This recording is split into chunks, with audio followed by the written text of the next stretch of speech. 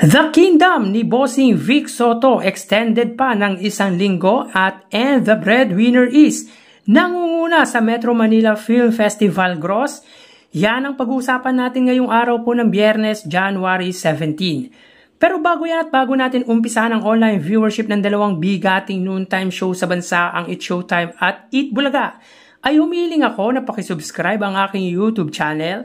Pakiclick ang bell icon para una kayong ma-notify sa mga bagong video na ilalabas ko at pakidamay nyo na din na i-follow ang aking Facebook page na Mega TV at ang aking TikTok account na Kaparokya TV. Maraming salamat! Mga kaparokya, nakikiusap po ako na pakishare at huwag nyo pong skip ang ads na lumalabas sa video ko. Dahil mga kaparokya, ngayon lang po tayo na monetized ni YouTube. Again, maraming salamat po sa inyo, mga kaparokya.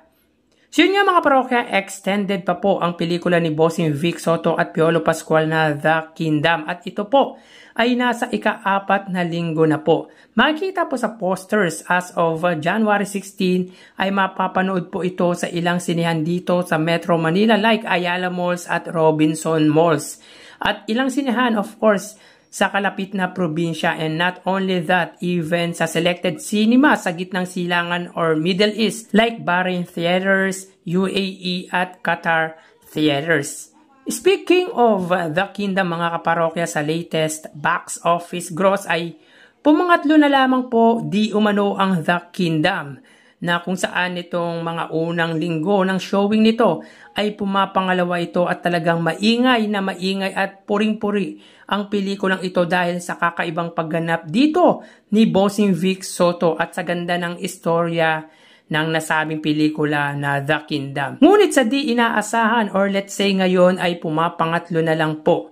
Nangunguna pa rin po ang And the Breadwinner is ni Anka Boga Ballstar Vice Ganda na kumita na po ng mahigit 400 million, which is expected po natin dahil sa dami ng sinihan nito than other entries, and maybe some of you would not agree, pero magaling at masipag mag-promote si Vice Ganda. He uses his social media account through Facebook and YouTube channel, kaya na-promote po ng husto ang pelikula nito. Pumapangalawa po mga kaparokya ang Green Bones ni Ruro Madrid at Dennis Trillo. At pumangatlo nga po ang The Kingdom ni Bossing Vic Soto at Piolo Pascual. Mga kaparokya, para po sa akin malaki talaga ang epektong naidulot na ingay na ginawa ng controversial director na si Direk Daryl Yap sa pelikulang The Hour of Pepsi Paloma. Partikular nga po sa teaser video nito, which is for me is very scandalous.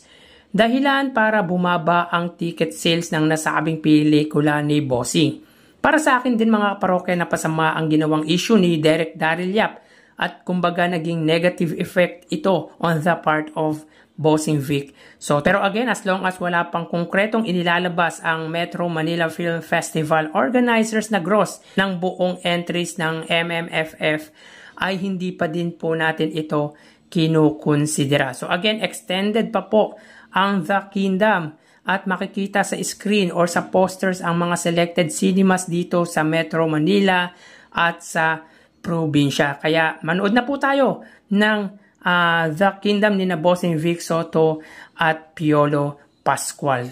So tara ating alamin ang online viewership ng dalawang bigating noontime shows. Para sa Eat Bulaga under TVJ Facebook page na may 2.8 million followers at sa It's Showtime naman po na may 18 million followers. So as of 1:14 PM ang It's Showtime po ay may kasalukuyang segment na tawag ng tanghalan, samantalang ang Eat Bulaga naman po, sila po ay may segment na Sugod Bahay mga kapatid. So dito may kita po natin mga kaparokya na ang It's Showtime po ay may 6,800 viewers at ang Eat Bulaga naman po ay may 4,300 live viewers. So again, as of 1:14 PM ang It's Showtime po ay may 6,900 viewers na katumbas po ng 7,000 at ang Eat Bulaga naman po ay may 4,300 live viewers. So punta naman po tayo sa TV Network YouTube channel ng dalawang noontime shows. Para po sa It's Showtime, under po yan sa GMA Network YouTube channel na may 37.5 million subscribers at sa Eat Bulaga under TV5 Philippines or TV5 ay na may 2.21 million subscribers. So sa oras na 1:15 PM ang Showtime under GMA Network, sila po ay may 18,000 viewers. Ang Eat Bulaga naman po under TV5, sila po ay may 23,000 live viewers. Again, as of 1:15 PM ang Showtime under GMA Network, sila po ay may 18,000 viewers. At ang Eat Bulaga naman po under TV5 ay may 23,000 live viewers. So punta naman po tayo sa main YouTube channel ng dalawang noontime shows. Para po sa It's Showtime under ABS-CBN, It's Showtime na may 2.49 million subscribers at sa Eat Bulaga under Eat Bulaga TVJ YouTube channel na may 1.25 million subscribers. Sa oras na 1:15 PM ang It's Showtime po, sila po ay may 77,000 viewers. At ang Eat Bulaga naman po, sila po ay may 113,000 live viewers. Again, as of 1:16 PM ang It's Showtime, sila po ay may 77,000 live viewers. At ang Eat Bulaga naman po ay may 113,000 live viewers. So bali ang total na nakuha po ng dalawang noontime shows ay mga kaparokya, bago natin bigay ang total viewers na nakuha ng dalawang noontime shows ay humiling ako na pakisubscribe po ang aking YouTube channel. Pakiclick ang bell icon para una kayong ma-notify sa bagong video na ilalabas ko at pakidami nyo na din na i-follow ang aking Facebook page na Mega TV at ang aking TikTok account na Kaparokya TV. Maraming salamat! So bali, ang total na nakuha po ng It's Showtime ay 102,000 viewers. 7,000 sa Facebook Live, 18,000 sa TV Network YouTube channel at 77,000 naman po sa main YouTube channel. Ang Eat Bulaga naman po ay nakakuha ng total na 140,000 live viewers. 4,000 sa Facebook Live, 23,000 sa TV Network YouTube channel at 113,000 naman po sa main YouTube channel. So again, ang It's Showtime po ay may 102,000 total viewers at ang Eat Bulaga naman po ay 140,000 total live viewers. So yan po ang lumalabas sa kanilang online viewership as of 1:17 PM. At mamaya ho, magbabalik pa po tayo sa uling bahagi ng ating online views update ng dalawang noontime shows.